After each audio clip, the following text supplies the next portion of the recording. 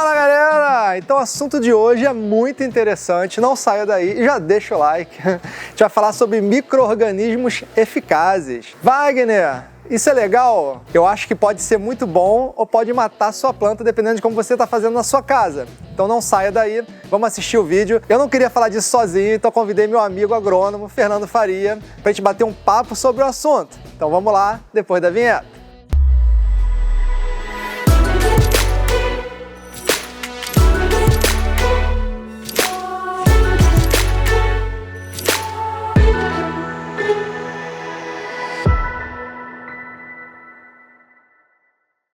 Bem, pessoal, então, como eu falei, né, a gente está aqui hoje com o grande Fernando, que gentilmente, ao meu convite, veio conversar sobre um assunto que eu acho que é muito importante atualmente para o bonsai. Eu acho que pode estar causando muito problema e as pessoas não estão falando. Com certeza. Então, Com certeza.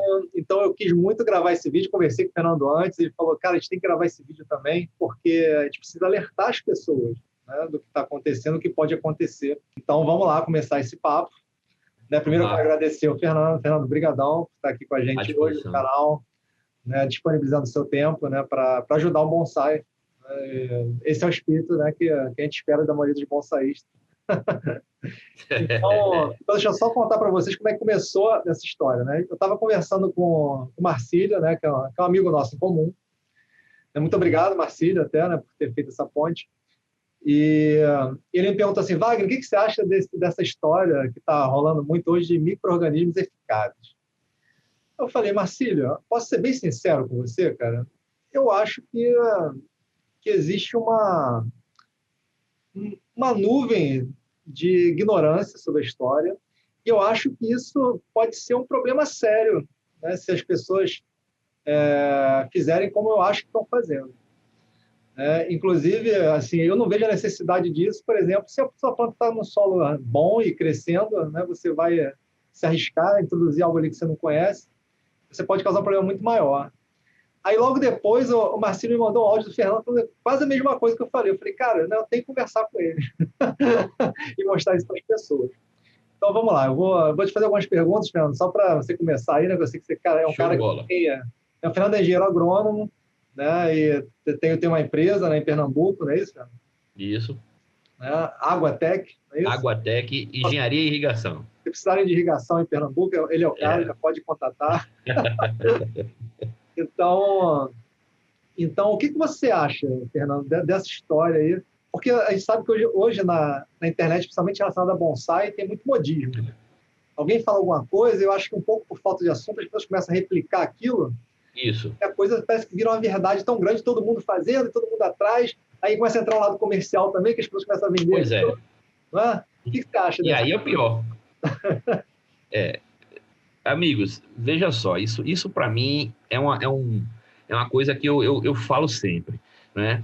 Eu conheço muitos amigos que são do mundo do bonsai, que têm empresas que vendem insumos, vendem acessórios, plantas, etc. E essa questão do bonsai tomou hoje, assim, no nosso meio, uma expansão violenta. Hoje, eu acho que nós estamos vivendo uma realidade no bonsai que, para nós, é uma maravilha, está crescendo muito, muita informação, muita coisa aparecendo, e isso é legal.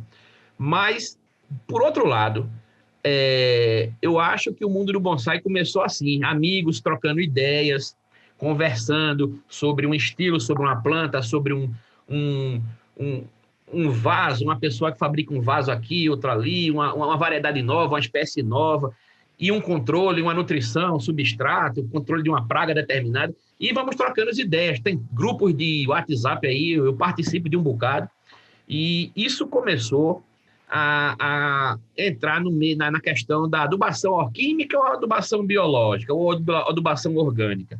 Sim. Isso começou a tomar uma força muito grande. E em alguns amigos, em alguns vídeos, até falam, não, o adubo químico mata o micro-organismo. Várias vezes, e isso é uma coisa completamente equivocada.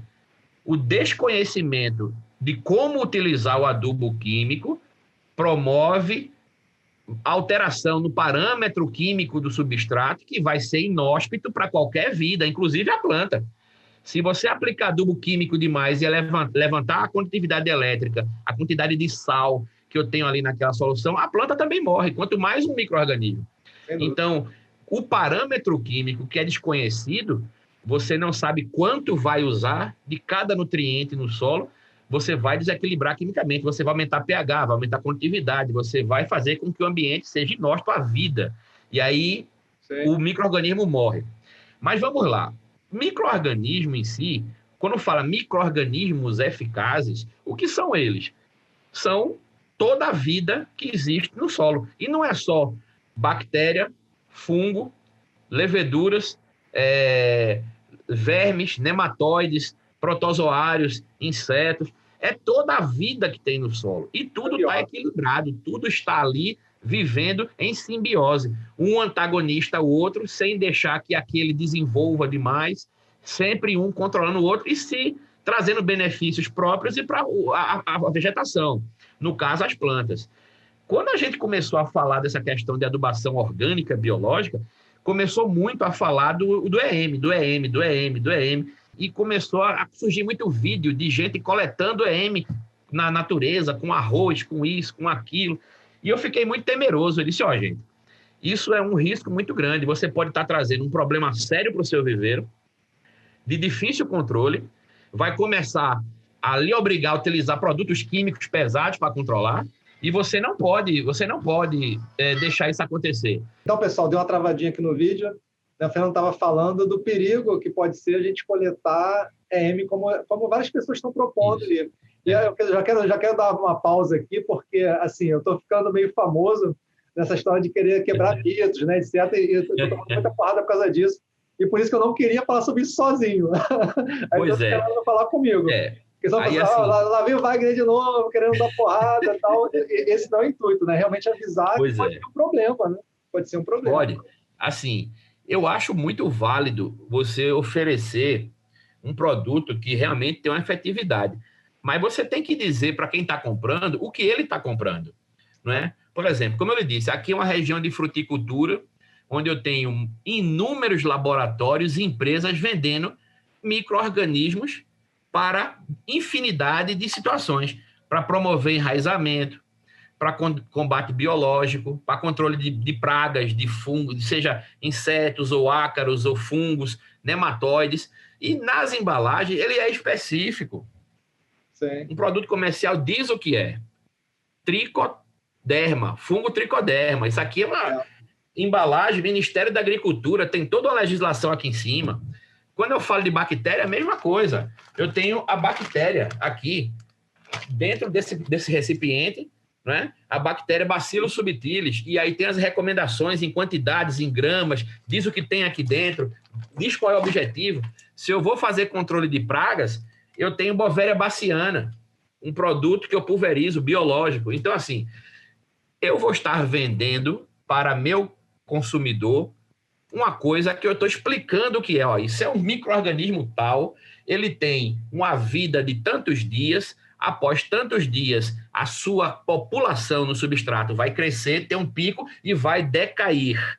Você vai ter que refazer a população a cada 15 dias ou a cada 20 dias, dependendo do micro-organismo.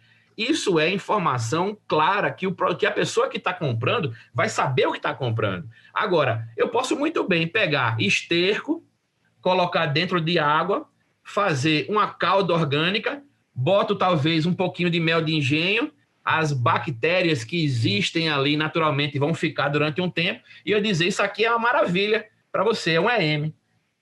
Exato. Meu amigo, isso aí para mim, eu não estou sendo correto, não custa nada você dizer o que tem ali. Logicamente que as pessoas não dizem para não revelar o segredo, né? Isso aqui é a bactéria tal, porque aí o pessoal, como está todo mundo nessa de coletar e tentar multiplicar, até para multiplicar você tem que saber qual é o meio de cultura que aquele micro-organismo se desenvolve. No laboratório, na época de faculdade, era batata, destrose e agar. O que acontece? Isso fez com que todo mundo corresse para o meio do mato coletar micro-organismos. E aí, vamos lá. Eu digo sempre, ó, gente, você tem conhecimento de estruturas de fungo, de bactéria? Você tem um microscópio para identificar essa estrutura, para saber o que é aquilo? Você não tem? Você está distinguindo pelo quê? Pela cor do micélio, pela cor do bolor que o micélio desenvolve. Ele é verde. Fungo verde não faz mal. Fungo azul não faz mal. Fungo branco não faz mal. Nada a ver. Pois é. A cor não diz nada. Micélio branco pode ser fitóftora, pode ser fusário. Micélio verde pode ser coletótrico.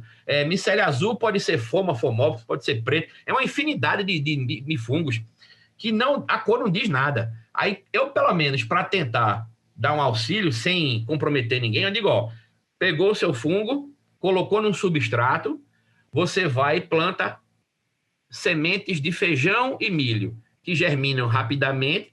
E se você identificar que a sementezinha do feijão, do milho morreu, não usa aquilo que vai matar a tua planta. Agora, saber o que é que está ali é muito difícil, é praticamente impossível. Com a infinidade de fungos e bactérias que existem, você identificar no olho, pela cor do micélio, é muito difícil. Então, eu acho que isso está direcionando uma galera para um rumo muito perigoso. Como eu lhe disse, a minha primeira planta está comigo há 26 anos. Imagina se eu vou matar ela porque eu coloquei um substrato que eu botei um fungo que disseram que é bom. Não, imagina se você vai... Assim, eu não botaria nas minhas, né? Botar algo que você não sabe o que é. Né? Pois é. Porque é diferente. Eu, quando precisei usar aqui alguma coisa desse tipo, eu também usei um produto. Usei o Nemalte, com as bactérias ali e tal. Né? Mas eu sabia o que era isolado, né? Agora, como que eu vou botar na planta, né, que eu estou trabalhando há 20 anos da minha vida ali, botar algo que eu não sei o que é? Né? Pois é. Então, assim, isso é muito louco. E aí eu fico, às vezes, no grupo, ouvindo o pessoal falar, eu usei isso, aí eu fico assim, eu digo, eu posso falar? Será que eu falar eu vou ofender alguém? Alguém que está vendendo o produto vai ficar aborrecido comigo? Mas eu me sinto na obrigação de passar a informação. Eu falo com experiência própria, que fica. Pois é. Então, assim, como eu vivo isso no meu dia a dia, eu tenho condições de falar disso. Porque, por exemplo, hoje eu estava num cliente meu que trouxe uma variedade nova de goiaba para a região chamada Cortibel. É uma variedade desenvolvida no Espírito Santo por um pesquisador do Ministério da Agricultura, com a ideia de que ela seria mais produtiva e mais resistente. Chegaria até 90 mil quilos por hectare e aguentaria o transporte aéreo. Então, é a primeira goiaba que pode ser exportada. Olha só. Mas aí disseram que ela seria resistente ao nematóide. E hoje nós vivemos aqui uma variedade nova de nematóide chamada Meloidogine maiagensis. Esse nematóide está acabando com os pomares de goiaba da região. Mas a questão é, o nematóide não está no solo, ele está na água do Rio São Francisco ele já vem com a irrigação. Então, olha, o que é que eu faço aqui? Assim, essa questão do nematóide eu acho um problema seríssimo e eu acho que a gente poderia conversar sobre isso uma outra vez. Eu estou à disposição. Eu vejo assim, as pessoas falando assim, muitas pessoas falando na internet, não, tá com nematóide, não tem problema nenhum, não descarta a sua planta, só aplica uma folha de mamona, alguma coisa que vai resolver, entendeu? Não resolve. Pois é. Não, eu sei. Não resolve. Não resolve. Olha, mas nematóide... paira também uma ignorância sobre esse assunto na internet, assim, demais. Pois é. Olha, o fato com o nematóide é o seguinte, ele se estabeleceu, vamos conviver com ele a níveis de dano aceitáveis. Você não vai matar ele. Vou fazer uma brincadeira aqui. Ele se estabeleceu, você se... É por aí. Viu? Aí, assim, você não consegue eliminar ele. Aqui, antigamente, se usava um fungicida chamado Furadan. Pois é. Eu já usei. O Furadan esteriliza o substrato. Mata o nematóide, o inimigo natural e os outros micro-organismos que se alimentariam do nematóide. Até a gente. Aí ele volta sozinho. Aí quando ele volta sozinho, game over, meu amigo. Perdeu. Ele acaba tudo, ele mata. Então, assim, o que é que você faz hoje para conviver? Eu tenho acompanhado trabalhos de pesquisadores e amigos e profissionais em fazendas com uva, com goiaba, com acerola, da utilização desses produtos para diminuir a infestação, para combater, né? para diminuir a população. Aí você tem o fungo tricoderma, ele é específico porque ele pragueia larvas e ovos de primeiro insta, larva de primeiro insta e ovos. Sim. Aí tem um outro fungo que vai atacar o indivíduo adulto. Aí tem o outro que produz um hormônio que impede que a fêmea que fica alojada na raiz, que é ela que fica alojada, sim, que ela entre em processo de produção, que ela não ovule, que ela não fique... Então, assim, existe hoje uma infinidade, mas nenhum deles elimina. É só convivência. Exato. Eu sei. É porque eu tive um problema aqui com o nematóide. Esse problema aqui é sério o negócio. É sério, é bronca. Aí o pessoal me pergunta, eu posso reutilizar meu substrato? Aí eu digo, não. Não deve. Não pode. Não recomendo.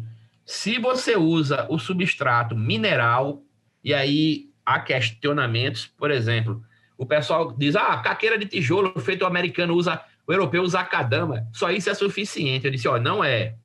Não é pelo seguinte, a acadama é um mineral retirado da natureza, retirado do solo, de rochas.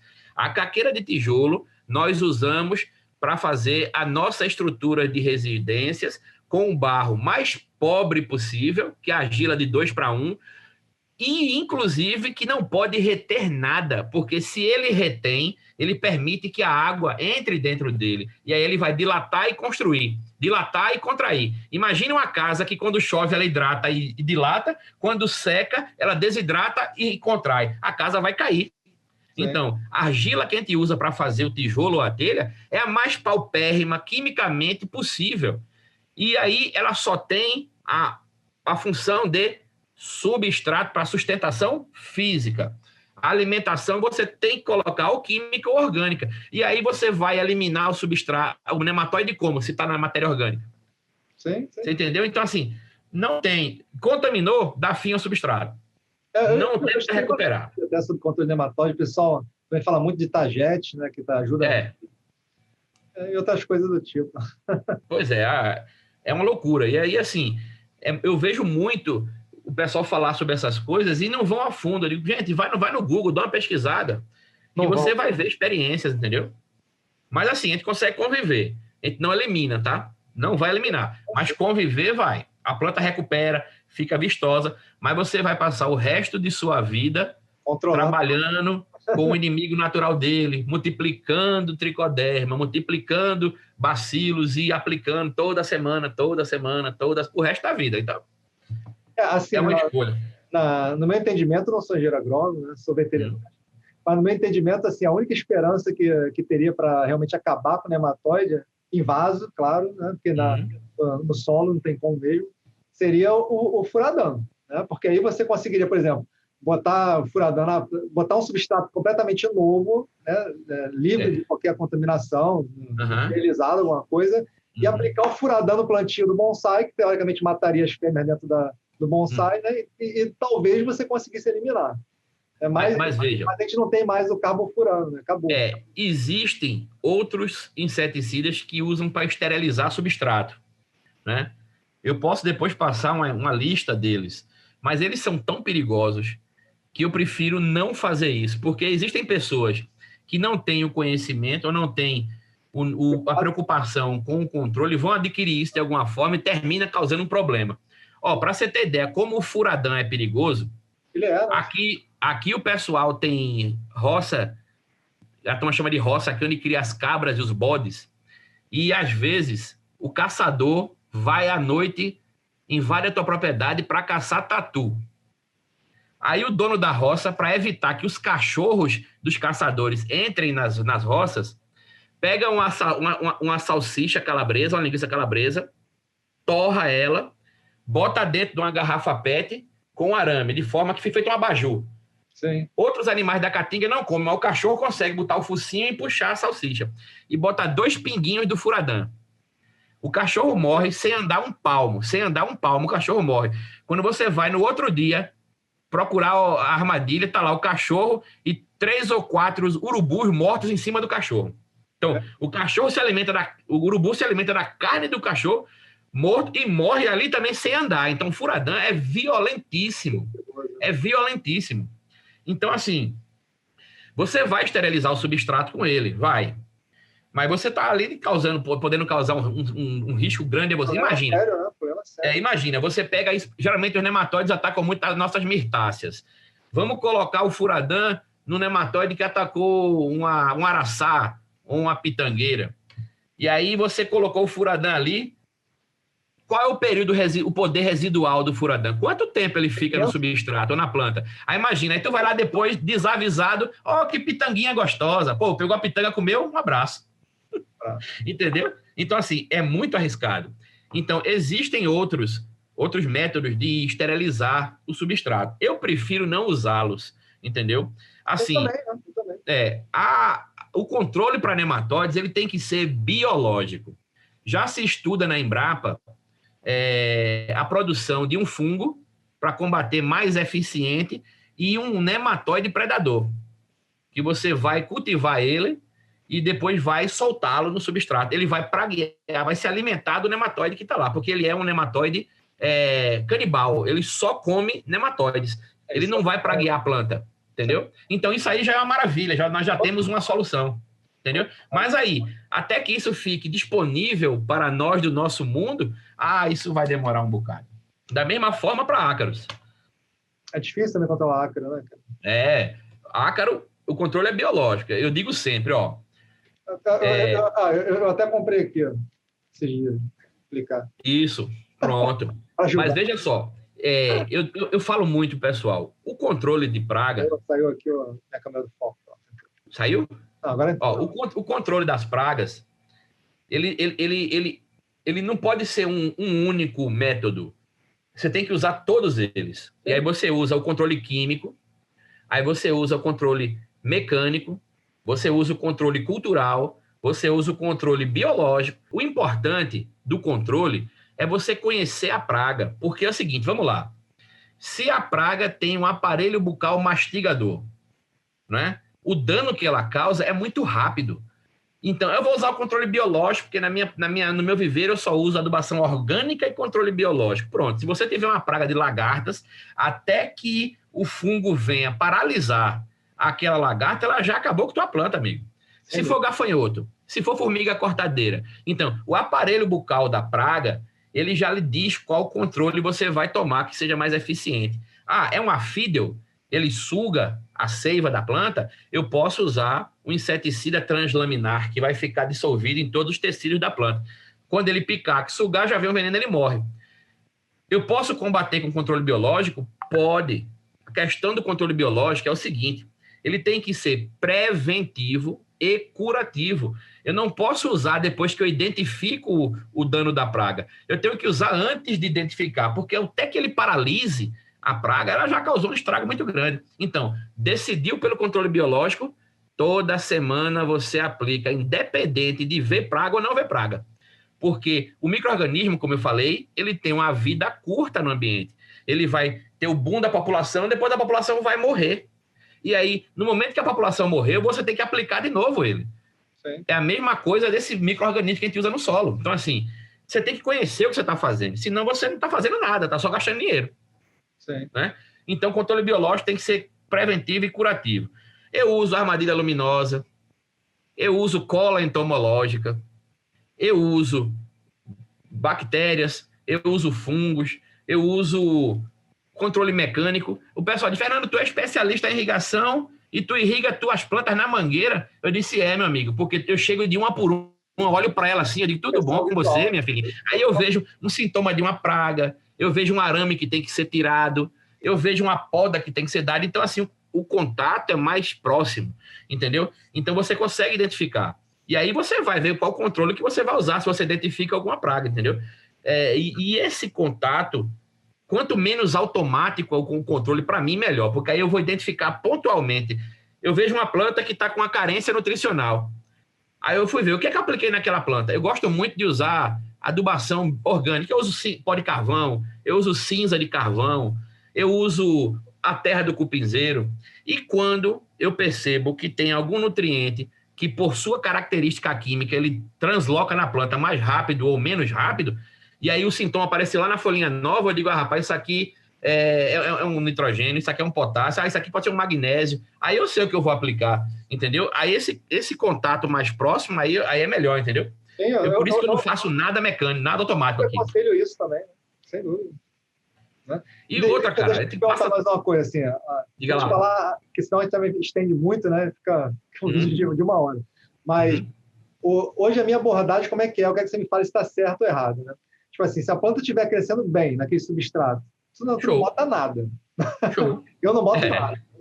Agora, caso você esteja tendo algum problema, apodrecimento de raiz, alguma coisa, né, pode-se pensar em adicionar algo, porém, deve-se adicionar algo que você saiba o que é.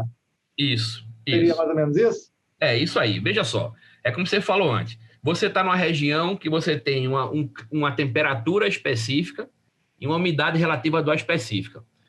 Se tua planta está brotando bem, ela está saudável, com a coloração de uma planta saudável, desenvolvendo razoavelmente, dentro do que você imagina, está perfeito, por que é que tu vai colocar qualquer outra porcaria lá dentro?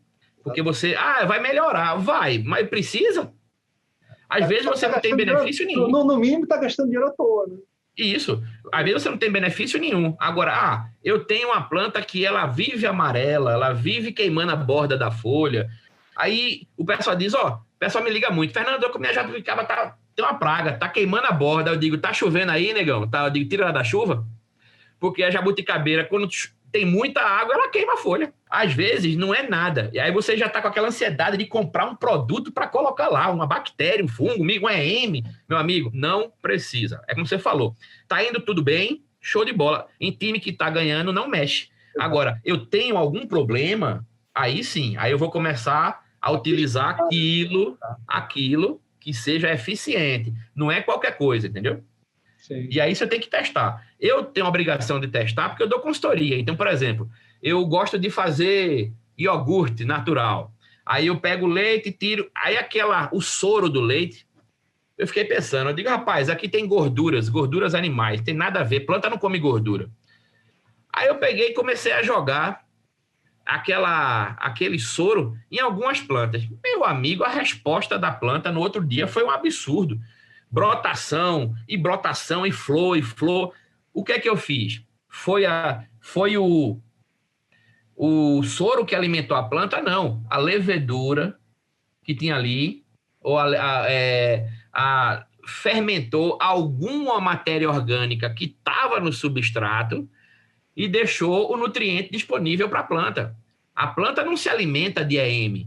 O EM não é comida. A planta não sabe nem o que é nitrogênio, fósforo, potássio. Ela se alimenta pelo tamanho da molécula, entendeu? Ou pelo peso atômico. Como é que ela sabe que é pesado, não é pesado? Ela sente, ela está puxando. Se ela sente resistência a tirar o nutriente do solo, o que é que ela faz? Ela transloca aminoácidos de alto peso molecular para aumentar o potencial osmótico da raiz e o nutriente entrar, mas ela não sabe o que está entrando. Então, o EM, o micro-organismo, o que é que ele faz? Ele está ali. Eu tenho um resto de fezes de bode, eu tenho a casca de um alimento que eu triturei e coloquei, eu tenho arroz, eu tenho matéria orgânica que você vai colocando. O que é que o micro-organismo vai fazer? Vai fazer um ataque ácido, vai primeiro quebrar a parede, se for bactéria, vai quebrar a parede celular, vai expor o líquido celular daquele tecido lá, e aí vai começar a trabalhar aquilo, vai se alimentar e os seus metabólitos, ou seja, as fezes, os dejetos do micro-organismo, a planta se alimenta. E às vezes eles estão em condições e concentrações tão boas que a planta responde imediatamente. Ela começa a brotar, ela começa a emitir raízes. O próprio micro-organismo também estimula a planta a produzir hormônios que vai promover enraizamento. Por quê? Porque a planta também excreta substâncias pelas raízes que os micro-organismos se alimentam. Então, assim, é uma troca, entendeu? Mas a planta não come bactéria, a planta não come fungo e a planta não come micro-organismo. Ela come o que eles decomporam, entendeu? O que eles trabalharam. E, às vezes, existe hoje uma linha de pensamento que são os micro-organismos que, além de serem benéficos, eles são chamados de adjuvantes do desenvolvimento. Então, assim, a Embrapa trabalha agora um fungo chamado Dark Captate, ou Dark Septate, uma coisa assim. Decompõe matéria orgânica, disponibiliza para a planta, retira disso do solo por exemplo, elementos químicos que estão presos no colóide, tipo fósforo, ele retira fósforo do solo e disponibiliza para a planta e estimula a planta a produzir hormônios que vai ajudar no controle biológico. Ele faz o quê? Ele faz a planta se equilibrar nutricionalmente e a planta bem nutrida combate qualquer praga.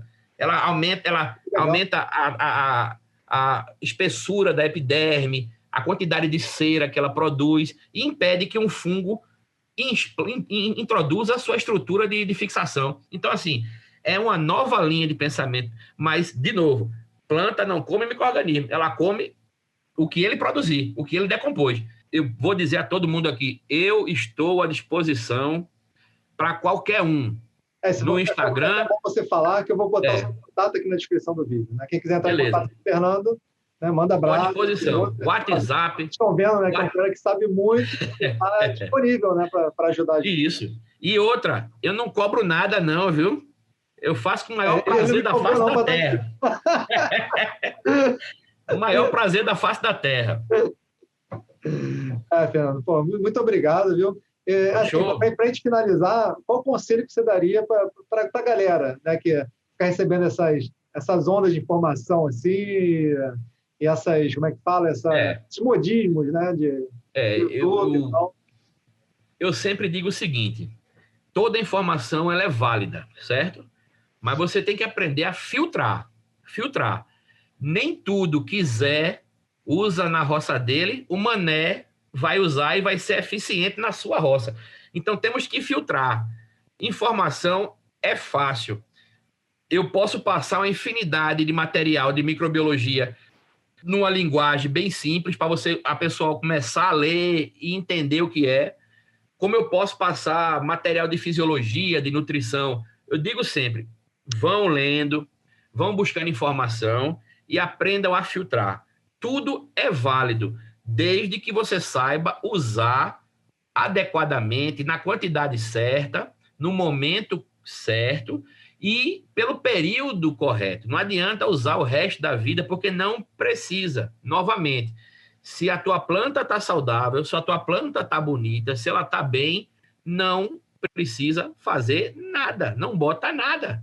Continua conduzindo dessa forma, entendeu? Então, vamos pensar um pouquinho antes de entrar eu digo caatinga, né? Porque eu estou aqui no meu bioma. Mas antes de entrar na floresta com um bambuzinho cheio de arroz e trazer uma bronca para dentro do teu viveiro, não custa nada procurar um produto já testado, liberado, analisado por laboratórios e Ministério da Agricultura, porque você não está trazendo nada para as suas plantas, não está trazendo um problema para você, porque você pode também trazer um problema para você, e você não vai estar gastando dinheiro à toa. Informação é boa, é importante e é válida. Vamos filtrar, vamos buscar informação. Se não acha, procurem as pessoas que tenham conhecimento. Eu me coloco à disposição. Qualquer hora, é só ligar. Eu recebo no WhatsApp imagem de plantas com sintoma disso, daquilo. Eu vou dar uma ajuda, dou uma informação. E é isso aí, galera. E é trocar informação, trocar ideia. O nosso mundo de bonsai, o importante é isso, é uma família, entendeu? Sim. É todo mundo amigo, todo mundo troca ideia, todo mundo bate um papo. Ó, eu me coloco à disposição dentro do meu conhecimento que eu puder passar, como também se alguém conhecer alguma coisa que eu precise, por exemplo, eu sou péssimo estilizador de planta, as minhas plantas são horríveis, então eu vejo muito vídeo dos amigos, eu assisto o vídeo praticamente o dia todo, a noite toda eu estou vendo alguém estilizar para ver se eu aprendo alguma coisa. Então, assim, é isso que é o mundo da gente, entendeu? É trocar ideia, informação. Não só bonsai, né? Acho que isso. É assim, né? A gente precisa aprender algo e pode ensinar algo. Pois é, com certeza. Isso. Fernando, muito obrigado por ter disponibilizado o seu tempo, cara, para a gente. Show de bola. E você que está assistindo, se você quiser que eu traga o Fernando de novo para falar sobre algum outro assunto, bota aqui nos comentários, fala assim, Wagner, eu tenho muita dúvida. Nematóide. Chama o Fernando, vou chamar de novo, vou perturbar, Fernando. Agora vou te perturbar. E é isso, espero que vocês tenham gostado, né, desse bate-papo. Então, mais uma vez, cara, brigadão. Te devo. Tamo junto.